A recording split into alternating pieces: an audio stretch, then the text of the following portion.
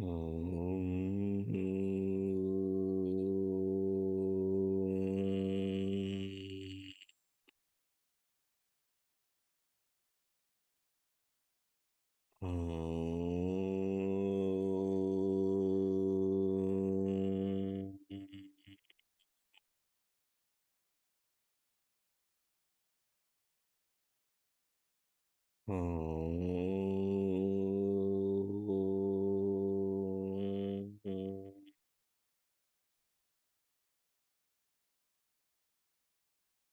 ओम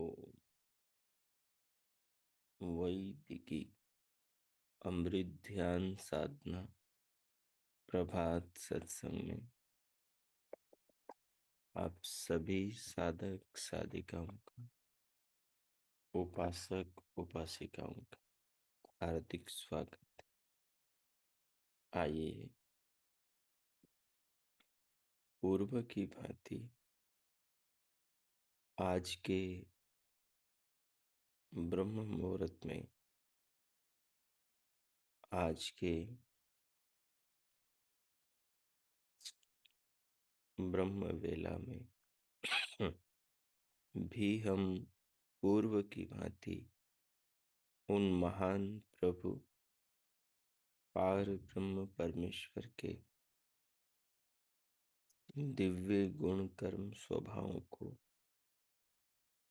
उनके महान स्वरूप को स्मरण करते हुए, चिंतन मनन करते हुए अपने जीवन का आध्यात्मिक निर्माण करें। भगवान अंदर बाहर हर समय हर स्थान पर सदा से विद्यमान हैं।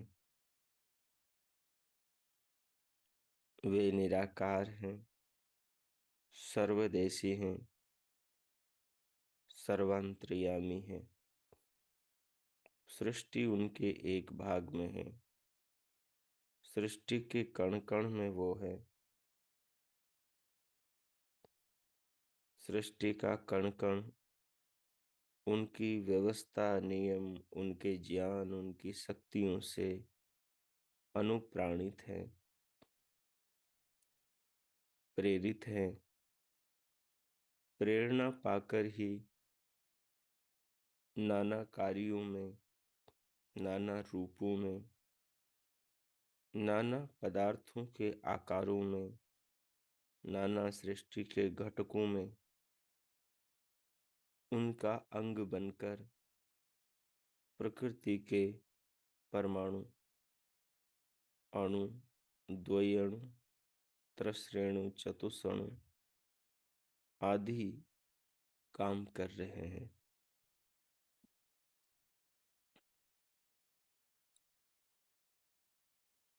उन्हीं अणु परमाणु से निर्मित शरीरों को, पदार्थों को, वस्तुओं को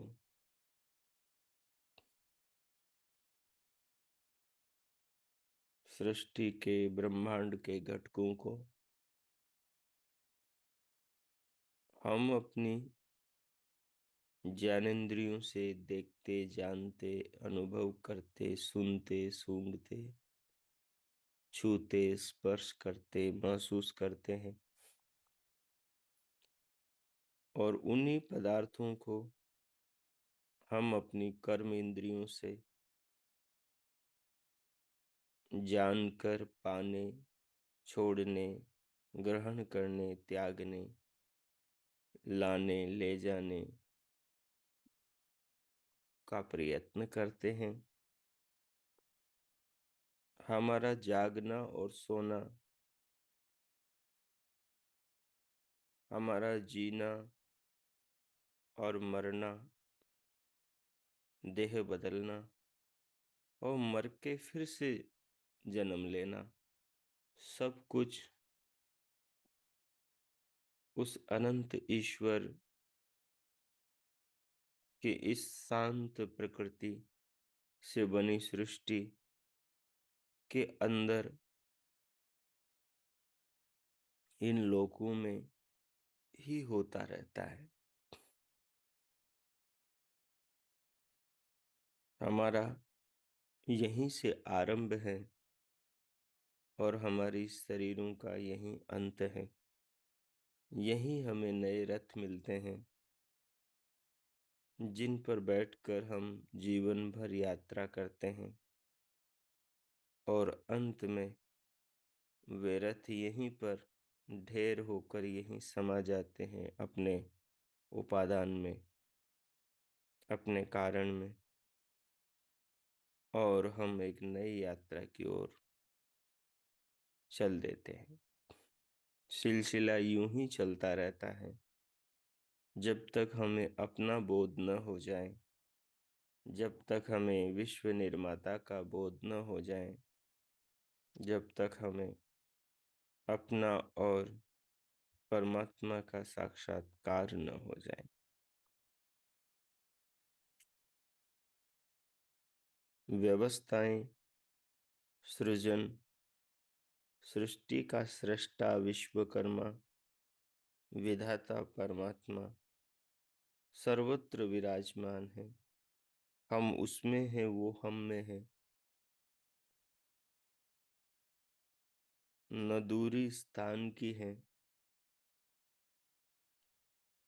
न उसकी व्यवस्थाओं, उसके लालन पालन, उसके स्नेह, उसकी करुणा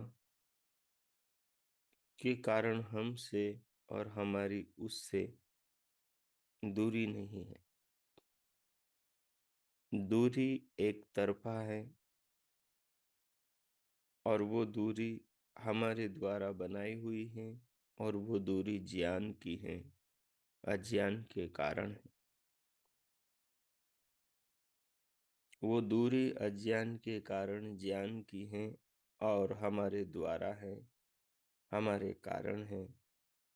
परमात्मा न हमसे दूर कभी था, न दूर हमसे कभी हो सकेगा, और न दूर हमें वो कभी कर सकता है।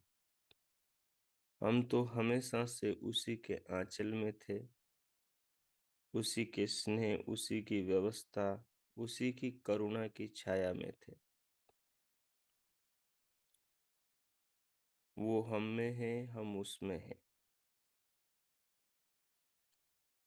लेकिन दूरी बोध के अभाव का कारण हमारा अविवेक, हमारी अविद्या, हमारा अज्ञान है, हमारा अदर्शन है कि हम सृष्टि के अंदर परमात्मा का अभी सम्यक दर्शन कर नहीं पाए। संसार में वस्तु के जानने में प्रत्यक्ष से ज्यादा अनुमान प्रमाण काम करता है। जो अनुमान प्रमाण की महिमा को, जो अनुमान प्रमाण के महत्व को, जो अनुमान प्रमाण नामक जो विद्या है, अनुमान प्रमाण नामक जो वस्तु को जानने का तरीका है, जो साधक साधिका, उपासक योगी योगिनी उस अनुमान प्रमाण नामक प्रक्रिया को जान लेता है, वो उस परमात्मा को, जिसके साथ में हम सदा से हैं, जिसके साथ हमारी अज्ञान के कारण दूरी बनी हुई है, जिसके साथ हम होकर भी उसे अनुभव नहीं करते, जो हम हैं वो स्वयं को अनुभव नहीं करते। ये सारे कारणों का निवारण अनुमान प्रमाण के स्वरूप को जानने समझने से हो जाता है।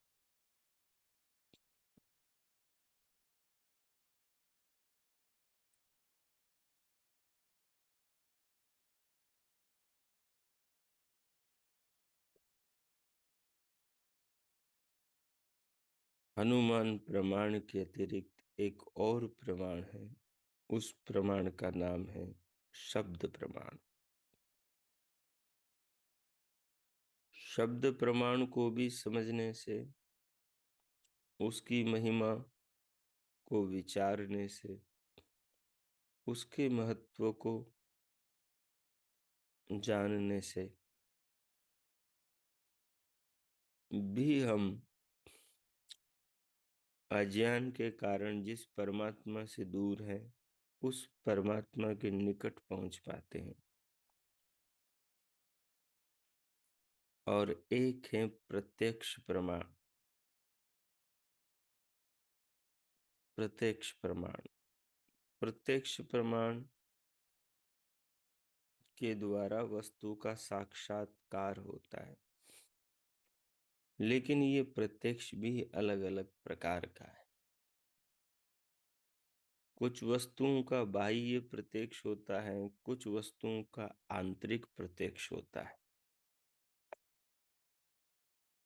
जो साकार, स्थूल, दृष्टिगोचर, रंग रूप वाली वस्तुएं होती हैं, जो साकार हो, जिनका आकार हो, जिनमें रूप गुण हो, जिनमें भार हो, ऐसी जो वस्तुएं हैं वो दृष्टिगोचर होती हैं। उनका प्रत्यक्ष नेत्रों से हो जाता है। जिनमें रूप न हो, केवल गंध हो, ऐसी वस्तु का प्रत्यक्ष घ्राण से, नासिका से हो जाता है। और जिसमें गंध न हो या गंध हो, आकार हो, भार हो, जल है, पृथ्वी है, लकड़ी है, पत्थर है, पहाड़ पर्वत है, इन वस्तुओं का ज्ञान, बोध, इन्हें देखने से, छूने से, त्वचा के स्पर्श से, इनका साक्षात्कार, इनका बोध हो जाता है। लेकिन कुछ चीजें हैं जिनका प्रत्यक्ष इंद्रियों से नहीं होता। कुछ चीजें हैं, कुछ तत्व हैं, कुछ पदार्थ हैं, उनका प्रत्यक्ष आंतरिक प्रत्यक्ष होता है। उनका प्रत्यक्ष मन से होता है, उनका प्रत्यक्ष आत्मा से होता है। कुछ का प्रत्यक्ष बाह्य करणों से होता है, बाह्य इंद्रियों से होता है, ज्ञानेंद्रियों से होता है। कुछ का प्रत्यक्ष अंतर इंद्रियों से, अंतःकरणों से होता है। अंदर के, शरीर के भीतर के उपकरणों से होता है।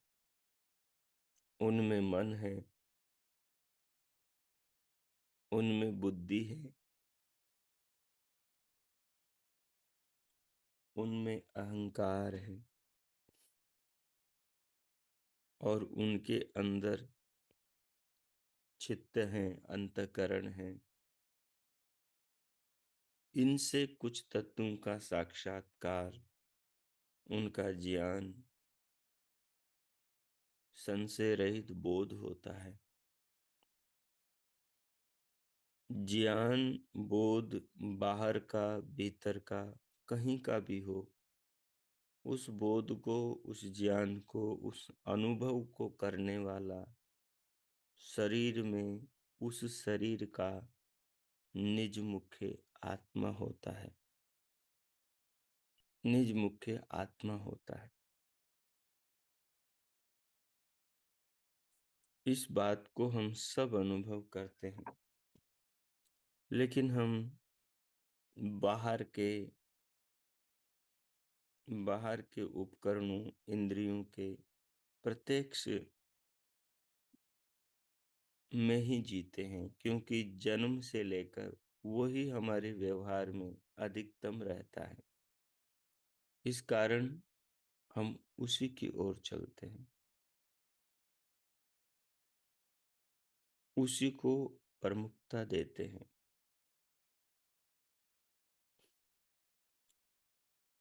यद्यपि हमारे जीवन में प्रत्यक्ष आंतरिक भी निरंतर होता रहता है, लेकिन हम बाह्य प्रत्यक्ष की ओर अधिक झुकाव रखते हैं। अंतर्मुखी होने पर अंदर के प्रत्यक्ष का बोध होता है। अंतर्मुखी हम अध्यात्म के प्रयोजन से अंदर के प्रत्यक्ष अनुमान के प्रयोजन से यदि करें तो फिर अंदर का भी होने लगता है। शब्द प्रमाण उसके वचन को माना जाता है जो सत्य वक्ता हो। वचन का कथन से मिलान करना पड़ता है, कथित वस्तु से मिलान करना पड़ता है।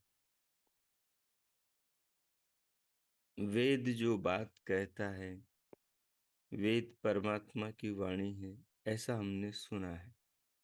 ये एक शब्द प्रमाण है। इसकी प्रमाणिकता वेद स्वयं करता है। जब वेद सृष्टि के पदार्थों की व्याख्या करता है तो हमें मानना पड़ता है कि जो वेद कह रहा है वही संसार में है। तो वेद संसार का प्रमाण है और वेद का ज्ञान संसार को बनाने वाला ही दे सकता है, क्योंकि बिना पृथ्वी के हम मनुष्य तो हो नहीं सकते। बिना जल अग्नि वायु के हम मनुष्य तो हो नहीं सकते। हमारे होने से पहले पृथ्वी जल अग्नि वायु आकाश का होना जरूरी है। हमारे होने से पहले इनका बनाने वाले का होना जरूरी है।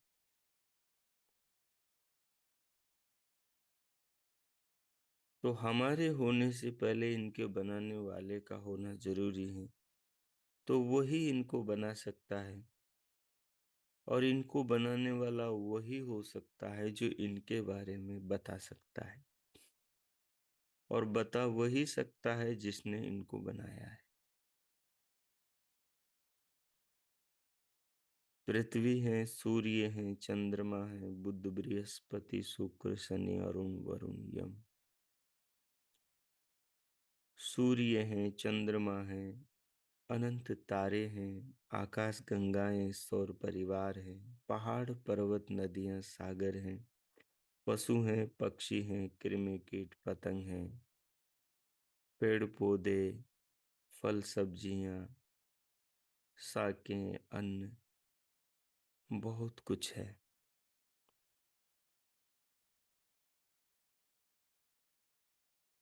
इनके बारे में जब हम वेद में पढ़ते हैं तो हमें सहज समझ में आता है कि हमसे पूर्व कोई था जिसने इन सब को बनाया। पहाड़ पर्वत नदियां सागर ये तो तब होते जब पृथ्वी होती। पृथ्वी से पहले पृथ्वी के परमाणु अणु, पृथ्वी के उपादान कारण जरूरी है। मकान बनाने से पहले ईंट पत्थर रोड़ी बजरी सीमेंट पानी जरूरी है, और ये हो तो बिना कारीगर के बन नहीं सकते। कारीगर भी होना जरूरी है। तो संसार जिसको वास का स्थान कहा, इस निवास के स्थान को बनाने वाला भगवान को कहा, इसका निर्माता विश्व का विश्वकर्मा कहलाया। तो स्पष्ट समझ में आता है कि हमारे पहले जो है वही वेद का वक्ता है, वही वेद का उपदेशक है। हमारे यानी हम मनुष्यों के, पशुओं के, पक्षियों के, किरमे कीट पतंगों के, पहाड़ पर्वत नदियों सागरों के, पृथ्वी के, सूर्य के, चंद्रमा के, बुध बृहस्पति, सब सौर परिवार के, आकाश गंगाओं के, संपूर्ण ब्रह्मांड के पूर्व कोई है जिसमें ज्ञान है, जिसमें विवेक है, जिसमें सामर्थ्य शक्ति असीम है,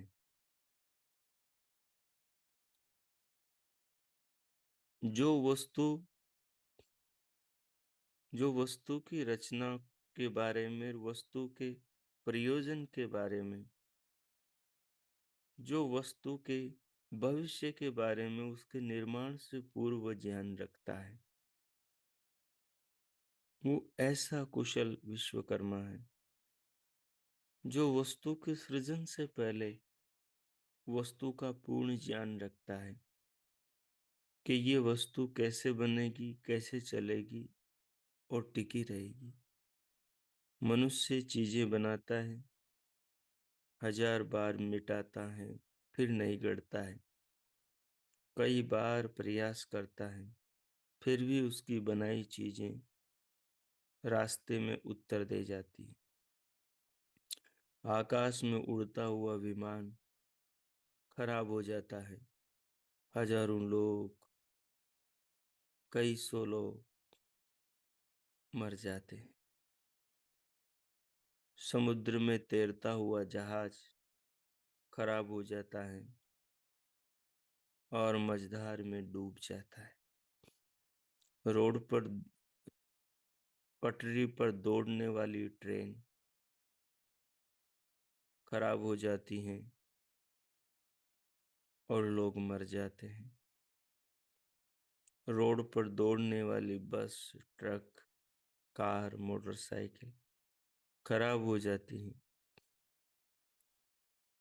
एक गलती करता है, दूसरा खुद मारे जाते हैं। किसी को पहले से आगे का पता नहीं होता, किसी को अपने यंत्र में कब खराबी होगी मालूम नहीं होता। और संसार में बनी सब चीजें कभी न कभी उनका मालिक, उनका निर्माता अल्पज्ञ है, नहीं जानता उसके भविष्य के बारे में। इस बात को साबित करती रहती है।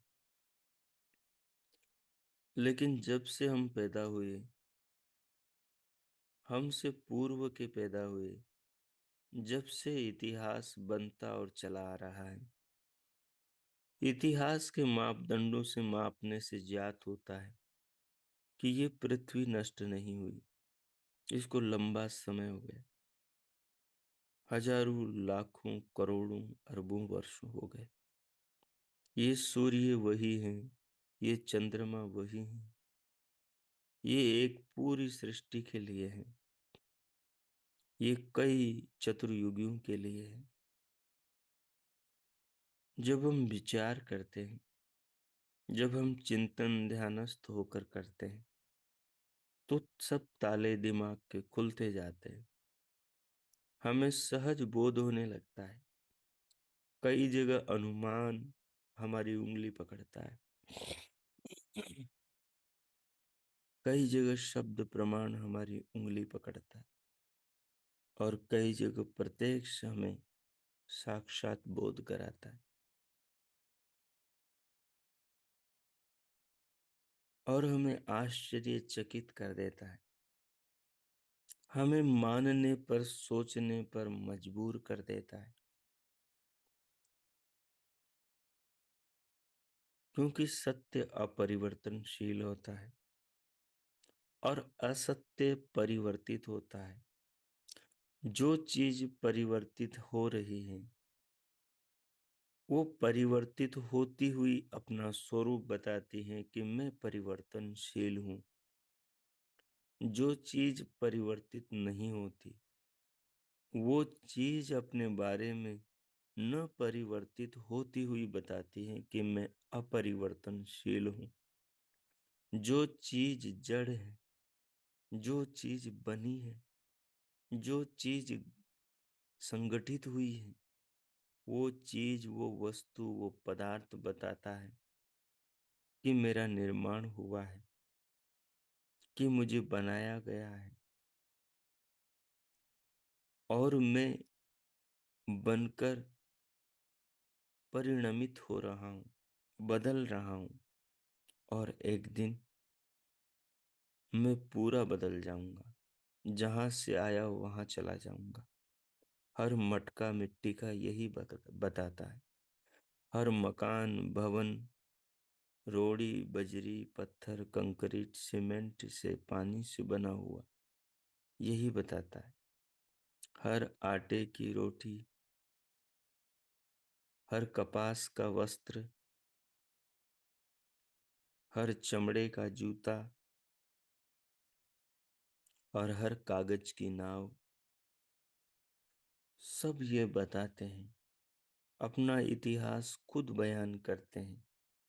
सृष्टि अपना चरित्र खुद प्रकट करती है, अपना स्वरूप, अपना रहस्य खुद उद्घाटित करती है, अनावृत होती है।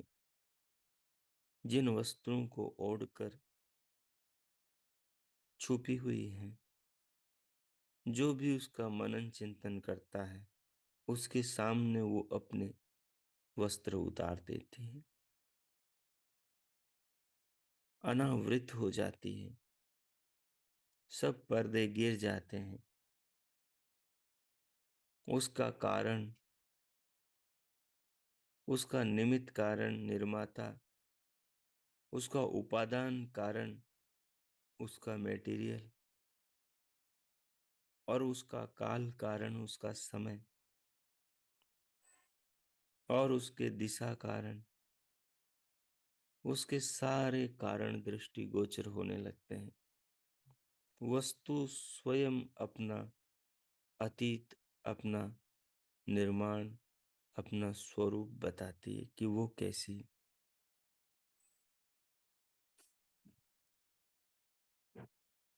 अनुमान प्रमाण हमें वस्तु की उंगली से उसके आरंभ तक ले जाता है, उसके वर्तमान से उसके अतीत तक, उसके निर्माण की प्रथम तिथि तक ले जाता है।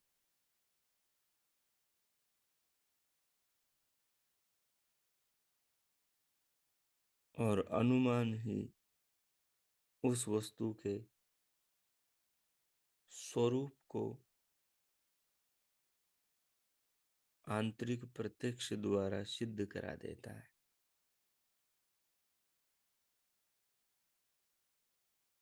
शब्द प्रमाण सृष्टि के निर्माता को सृष्टि का विचार करने पर स्पष्ट करा देते हैं कि जगत का निर्माता कैसा होना चाहिए। शरीर वाला होता तो 100, 200, 400, 500 साल से ज्यादा नहीं जीता, जबकि सृष्टि को तो युग बीत गए, युगांतर बीत गए। सृष्टि को तो चतुर्युगियां बीत गई, सृष्टि को तो मनवंतर बीत गए, सृष्टि को तो अनगिनत दिन और रातें बीत गई, महीने, वर्ष, संवत्सर बीत गए। तो इसके निर्माता की आयु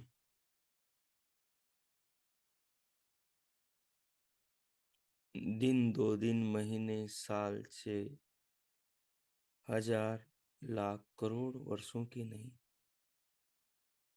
वो तो अनंत आयु वाला। और आयु तो उसे कहते हैं जहां से जन्म आरंभ हो और वस्तु का बिगाड़ होता हो, उसके मध्य की व्यवस्था को, उसके मध्य की जिंदगी को आयु कहते हैं। लेकिन जो जिसके लिए कुछ है ही नहीं, जो आदि में, आरंभ में और मध्य में और जो अंत में और अंत के बाद भी जो अनंत में और आरंभ आदि का भी जो अनादि है, उसको कोई काल में कैसे माप सकता है? जो काल भी जिससे पैदा होता है, उस महाकाल को कोई कैसे समेट सकता है? तो जो अनंत है, परमाणु के द्वारा, तर्क युक्तियों के द्वारा, बुद्धि के द्वारा वो अनंत ही सिद्ध हो जाता है। उसकी उसके अनंत स्वरूप की ही सिद्धि होती है।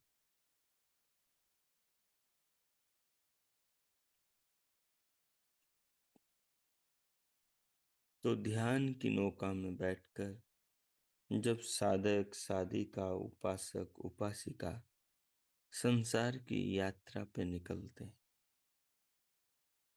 सृष्टि के पदार्थों के रहस्यों को समझने का प्रयास करते हैं, तो जगत का सब सत्य निरावृत होता हुआ अपना स्वरूप उसके सामने प्रकट करता है। तो जब ध्यान में जाओ आप, तो इन तीनों परमाणु का सहयोग लो। एक एक प्रमाण से सृष्टि को समझना प्रारंभ करो। तीनों जो संसार के तत्व हैं, तीनों जो कारण हैं, वो धीरे धीरे खुल खुल कर अपना स्वरूप बताना शुरू कर देंगे। निमित्त कारण परमात्मा, साधारण कारण जीवात्मा और काल, दिशा आदि, और उपादान कारण मूल प्रकृति, उसके परमाणु, उससे बनने वाला महतत्व, अहंकार, तन्मात्राएं, ज्ञानेंद्रियां, कर्मेंद्रियां, मन, पंचभूत, उनसे बनने वाली दुनिया, सब सब कुछ सृष्टि, सब कुछ अपना जो भी उसने लिया हुआ है, उसके पास जो भी है, वो सब कुछ आपके सामने प्रकट कर देंगे। क्योंकि मायावी ने, क्योंकि महेश्वर ने, क्योंकि विश्व नियंता, विश्व निर्माता, विधाता ने उसे बनाया ही ऐसा है कि उसके चाहने वाले के सामने वो अपने स्वरूप को प्रकट कर दे। जो उसको जानना समझना चाहता है, जो उसकी गहराई में उतरना चाहता है, उसको वो अपने सब भेद खोल खोल करके समझा दे। और जो उसके बाह्य स्वरूप में ही रमण करना चाहता है, जो उसके बाह्य सजीले, रसीले, आकर्षण से भरे सौंदर्य में ही आनंदित होना चाहता है, उसको वो वैसा सुख दे। लेकिन जो उसके कण कण में उतरकर उसके बाह्य रूप और उसके आंतरिक रूप, जो उसके कार्य स्वरूप और उसके कारण स्वरूप को, जो उसके निर्माण को और उसके उपादान को, जो उसके वर्तमान और अतीत को, जो उसके सृजन और विनाश को और उसके बीच की संपूर्ण धारा को समझना चाहता है, उसके सामने वो अपना स्वरूप प्रकट कर दे। ऐसी मनसा विधाता की है। इसी रूप में संसार को उसने रचा है, और जो इस मनसा से उसके द्वार खटखटाता है, प्रकृति की ओर बढ़ता है, तो प्रकृति अपने बारे में सब कुछ उसके सामने बताने लगती। इसी प्रक्रिया का अनुसरण हमारे पूर्वज ऋषियों ने भगवान के वेद ज्ञान के निर्देशानुसार किया, और परिणाम यही हुआ कि प्रकृति में बैठे परमात्मा ने उन ऋषियों के हृदय को विश्व के विज्ञान से भर दिया। जो जो वो जानना चाहते थे, समाधि में भगवान ने वो उनको जनवा दिया, और प्रकृति ने, सृष्टि ने, संसार की वस्तुओं ने उनकी मदद करी। वो जिधर भी मुड़े उस क्षेत्र का सारे रहस्य अनावृत होकर उन्हें बोध होने लगा। महर्षि कपिल ने ब्रह्मांड की वस्तुओं की गणना करनी चाहिए, तो उन्होंने 25 तत्वों में संपूर्ण ब्रह्मांड के मुख्य पदार्थों को गिन लिया। 24 प्रकृति के घटकों को गिन लिया। 25वें चेतन, जिसमें आत्मा और परमात्मा दो आते हैं, उनको गिन लिया। बता दिया आत्माएं अनंत हैं और परमात्मा एक है। बता दिया सृष्टि, ये सारा ब्रह्मांड 3 प्रकार के परमाणु से बना हुआ है। मूल में वही 3 है और संख्या में अनंत है, जिन्हें सत्व, रज और तम कहा जाता है। उनकी सम अवस्था को, साम्य अवस्था को प्रकृति, और उनकी विरूप अवस्था को सृष्टि, सृजन कहा जाता है। सारे तत्वों को गिना दिया मुनि कपिल ने, और उसके बाद में जब महर्षि पतंजलि ने ध्यानस्थ होकर उन तत्वों को जानने के लिए पुरुषार्थ किया, तो उस दिशा में विधाता ने उनकी मदद करी, और उन 25-26 तत्वों को कैसे जाना जाए, उनके जानने की प्रक्रिया क्या है, वो सारी प्रक्रिया उनको बता दी। उनको जनाया, उनको सारी प्रक्रिया का बोध हुआ, और उन्होंने पातंजलि योग शास्त्र बना दी। उन सूत्रों को महर्षि व्यास ने पढ़ा, गदगद हुए, मन किया कि उनके विस्तार को वो जाने। तो उनके विस्तार को जानने के लिए जब उन्होंने समाधि लगाई, तो उनको भी भगवान ने, पतंजलि ने जिन रहस्यों को जानकर सूत्रों में बांधा था, शब्दों में पिरोया था, उन्हीं शब्दों की पूंछ पकड़कर, उन्हीं शब्दों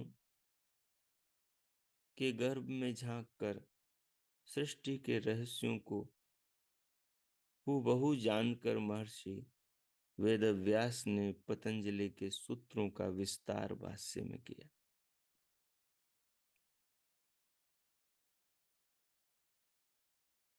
इसी परंपरा में जब महर्षि कणाद मुनि, वो तपस्वी, वो योगी, वो विश्व के सूक्ष्म विज्ञान के दृष्टा जब ध्यानस्थ हुए, तो उन्होंने इस सारी सृष्टि को, पूरे ब्रह्मांड को,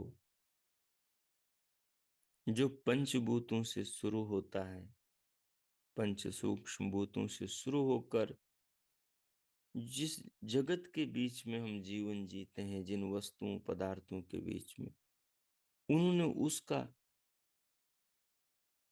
साक्षात्कार किया और बता दिया, सारे जगत को, सब पदार्थों को 9 द्रव्यों में समेट लिया,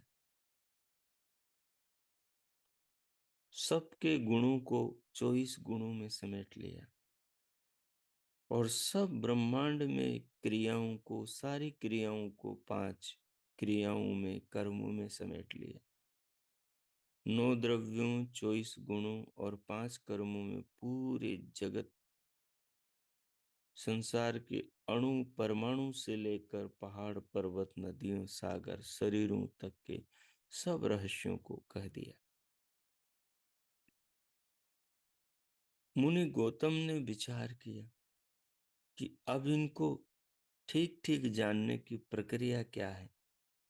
तो पदार्थों को ठीक से जानने में कोई त्रुटि न हो, भूल न हो, गलत दिशा में न निकल जाए, खोजी।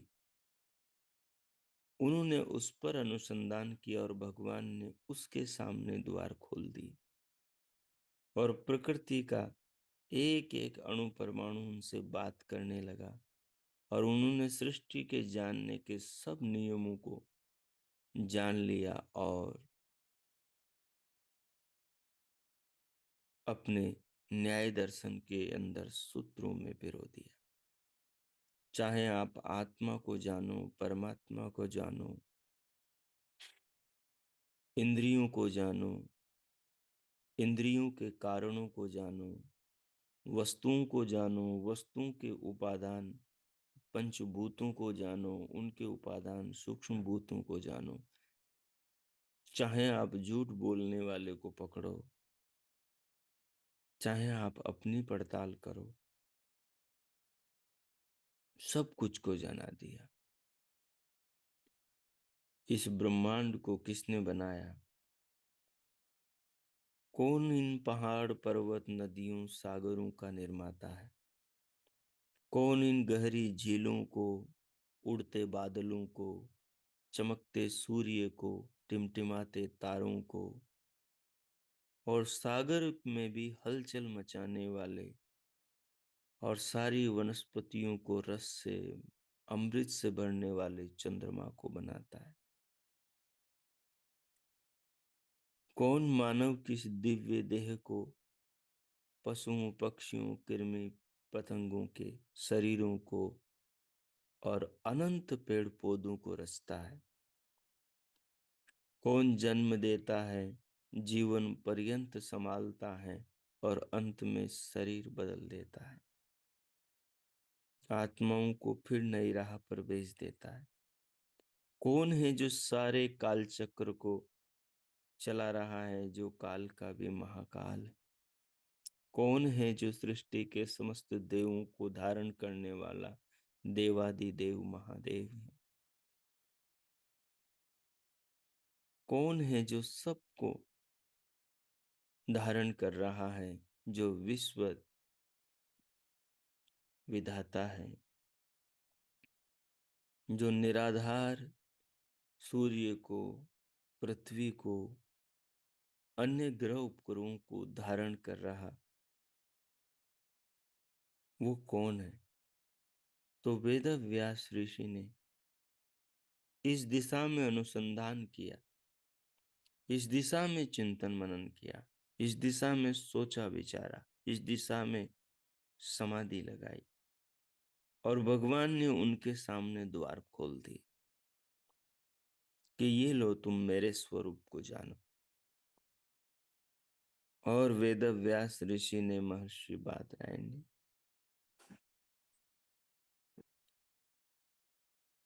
उस रहस्य को जाना, उस रहस्य को जाना और वेदांत दर्शन का, वेदांत शास्त्र का निर्माण किया, जिसमें ब्रह्म की महिमा, ब्रह्म का स्वरूप, ब्रह्म के कार्य, ब्रह्म को जानने की प्रक्रिया सब बताई गई। गुरुदेव के सूत्रों को पढ़कर जगत में उस ब्रह्मांड के निर्माता ब्रह्म के स्वरूप को जानकर शिष्य के मन में भाव उठा कि मैं गुरुदेव के सूत्रों का विस्तार करूं, उन पर भाष्य लिखूं। तो महर्षि जैमिनी ने उन पर भाष्य लिखा। भाष्य लिखते लिखते उनके मन में भी क्या अधूरा बचा जो प्राणियों, मनुष्यों के काम में आ सके।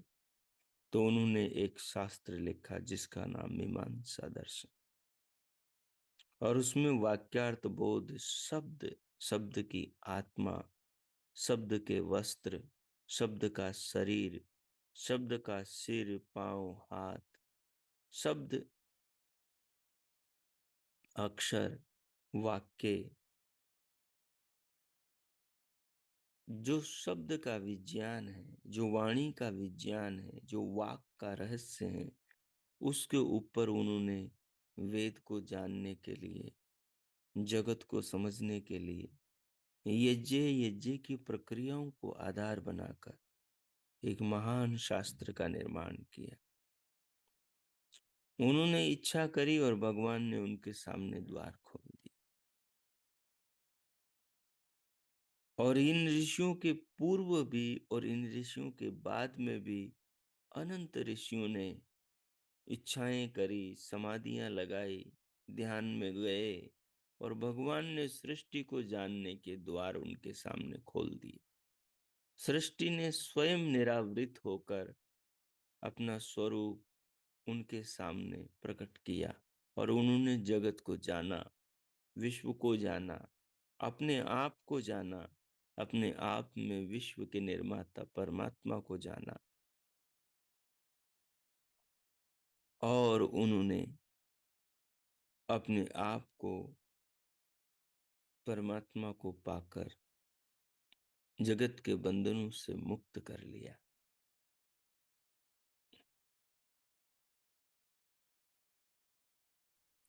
अगर हम चाहें तो हम भी उस मार्ग पर चल सकते हैं, और भगवान हमारे लिए द्वार खोल देंगे। और यदि हम संसार के रंगमंच पर संसार, प्रकृति, सृष्टि की बाह्य वस्तुओं में रमण करना चाहते हैं, तो इन्हीं पदार्थों में फिर हम डूबे रहेंगे। इन्हीं पदार्थों के अंदर हम जन्मते और मरते रहेंगे। इन्हीं पदार्थों के अंदर हम जन्म, मरण, परण, रोग, वियोग, शोक आदि की धाराओं में बहते रहेंगे।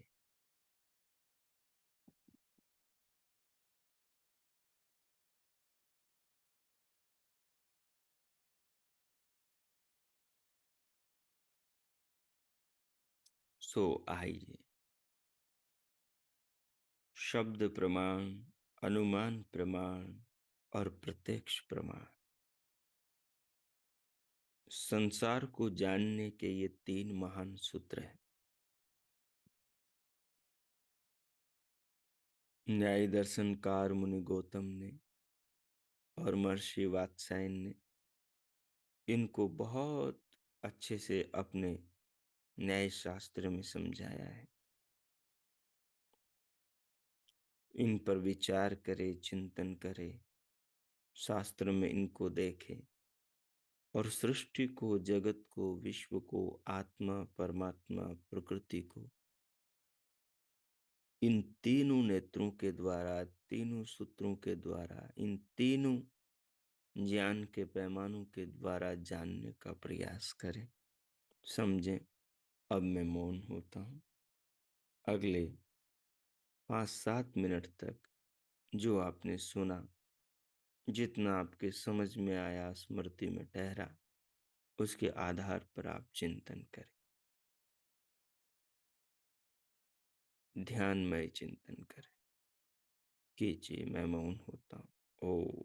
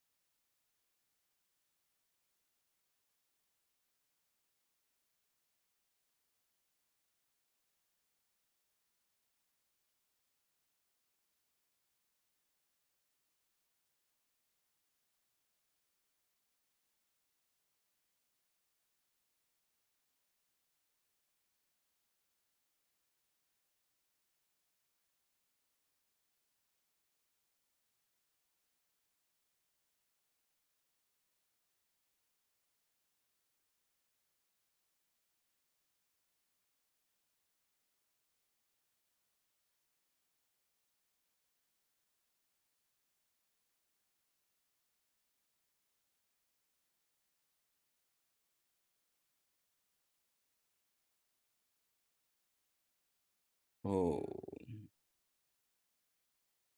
हो।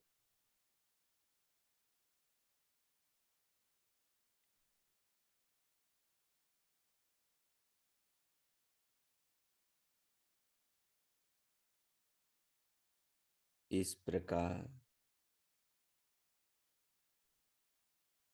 परमाणु के द्वारा पदार्थों को जानने की प्रक्रिया पर ध्यानमय चिंतन करते हुए जो आपने अनुभव किया और समझा,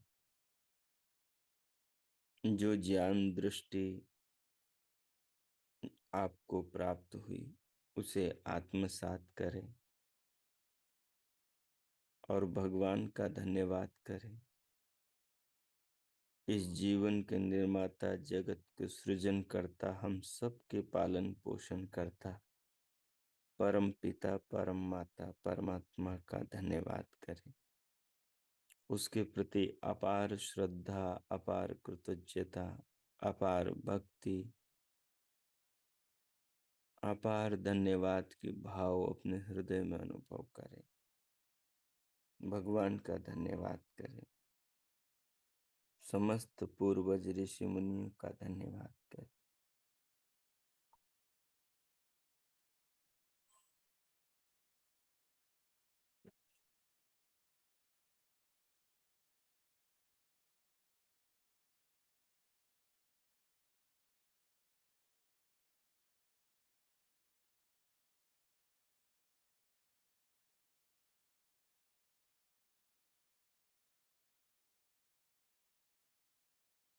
इस प्रकार धन्यवाद के भावों से ओतप्रोत स्वयं को करते हुए, इन भावों में अपने आप को बनाए रखते हुए अब हम शांति पाठ करेंगे। ओम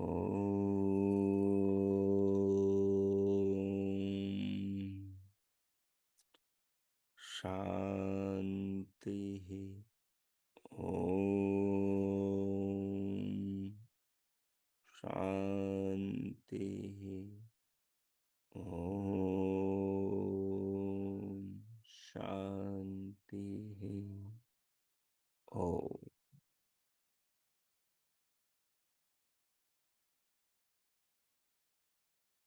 आज का आप सबका दिन शुभ हो, मंगलमय हो। प्रभु सबका मंगल करे।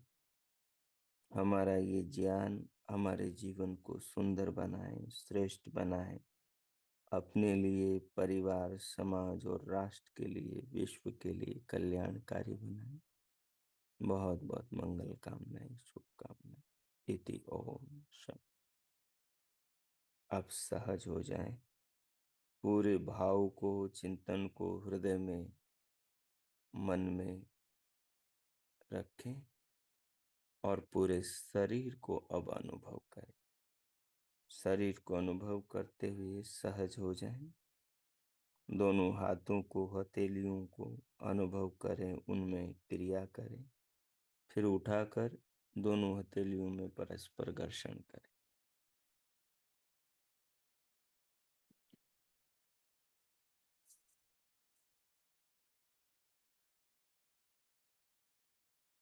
और उष्ण हथेलियों से पूरे मुखमंडल का स्पर्श करें। और